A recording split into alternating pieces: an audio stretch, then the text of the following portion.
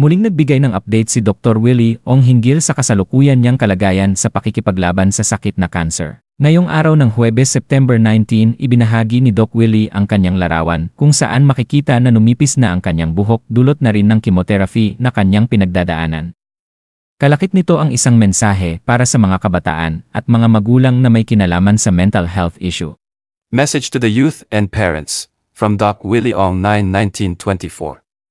Regarding my sarcoma diagnosis, my gut feeling is that it came from unnecessary bashing from troll farms and others. I have no risk factors for cancer. Hence, my bashing explanation is not really for me but for all the young generation of Filipinos who have mental health problems from unfounded criticisms thrown at them in social media. I really love the younger generation no matter who you are and who you choose. Truly, I love you as you are. God loves you. I forgive you if you bashed me in the past. For the children and young adults, stay strong. Fight with me. Forgive your perceived enemies. Keep living. Keep loving. That is all I ask of you, Doc Willie Ong. PS. Sa mga kabataan, mahal na mahal ko kayo. I prayed so long so that I can reach you. This sarcoma may be a blessing in disguise because I can now reach you. If that is so, then I gladly accept the deal. Thank you God. PPS, second chemo cycle today. Lost 98% of my hair. Repeat PET scan in 3 weeks to see if have progress. Good or bad news? Only God knows. I love you all. Bagamat may matinding pinagdaraanan, di pa rin nakalimot si Doc Willie na magpasalamat sa may kapal sa bagong umaga na ang dulot ay bagong pag-asa sa hinaharap. Umaga na naman, bagong pag-asa, bagong pagkakataon. Bagong buhay, bagong himala galing sa Diyos, thank you Lord.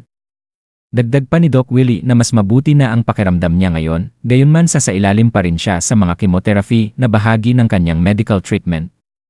Cancer has bad days and okay days. Today in an okay day. Your prayers are helping me. But please pray for those beside, behind and in front of you. Your neighbor may need more help than me.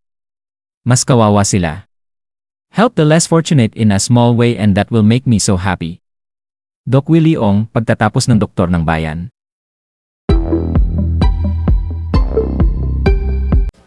Okay.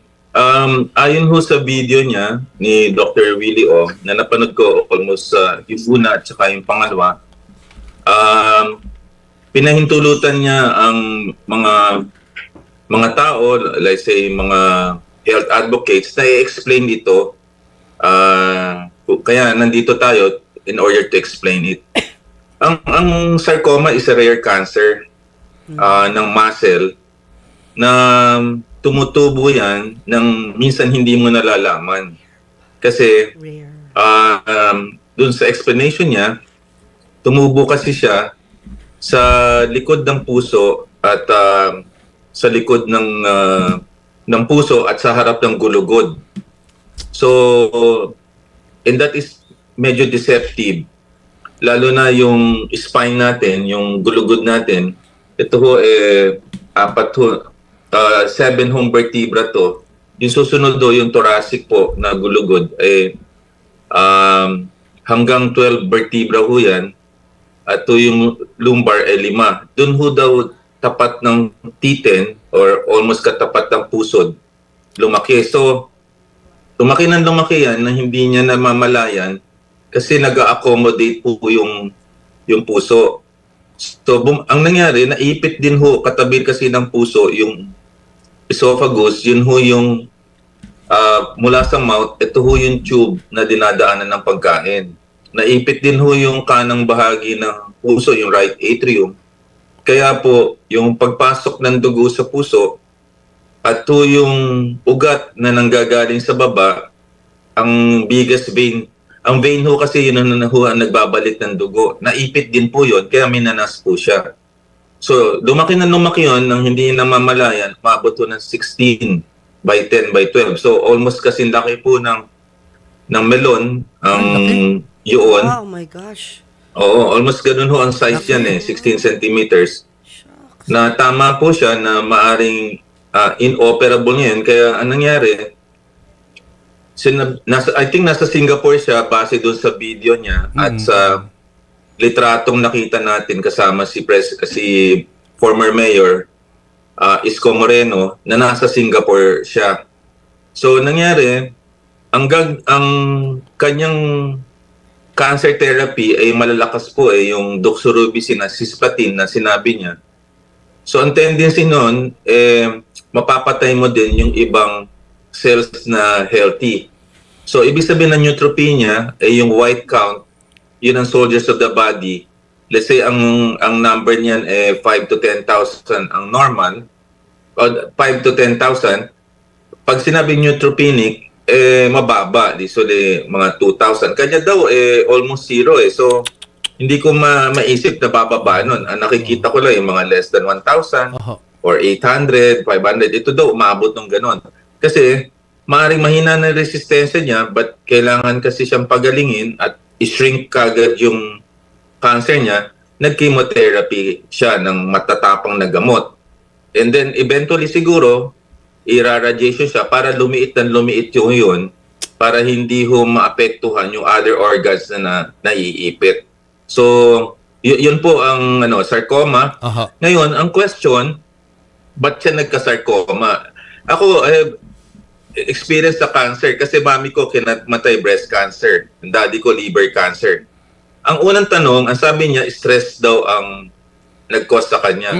Well, yun, sa paniniwala niya, yun, and then acceptin natin yan. Which may actually be true kasi naalala niyo si Steve Jobs, yung may-ari ng Apple in 2006, pancreatic cancer kinamatay niya. Napaka-busy tao.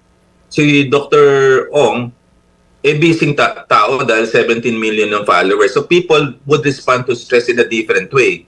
Heart attack, iba. Minsan chest pain. Iba, high blood. If you remember the late Fernando Po Jr., na-stress siya, tumaas ang BP, na-stroke.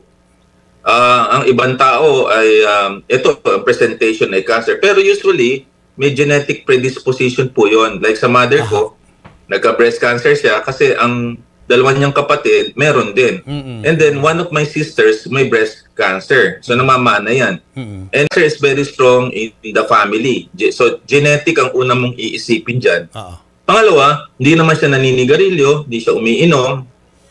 Di rin naman natin alam din ang diet ni Dr. Willie Ong. I assume it is healthy. Yeah. Kasi sa pagkain, ang pwede mag-cause kasi ng cancer sa atin ay processed food. Yung, sorry po sa mga nakikinig, yung mga bacon, yung mga hotdog, at saka yung mga sweeteners, yung mga aspartame na nakikita natin sa mga sodas, yun ho, nakaka-cause. World Health Organization yung data niya. So we don't know. But since si Dr. Willie Ong na nagsabi na stress, so we'll accept it as a fact coming from the patient himself. Yun ho ang nag-cause sa kanya. I think naniniwala ho ako doon na sobrang stress can actually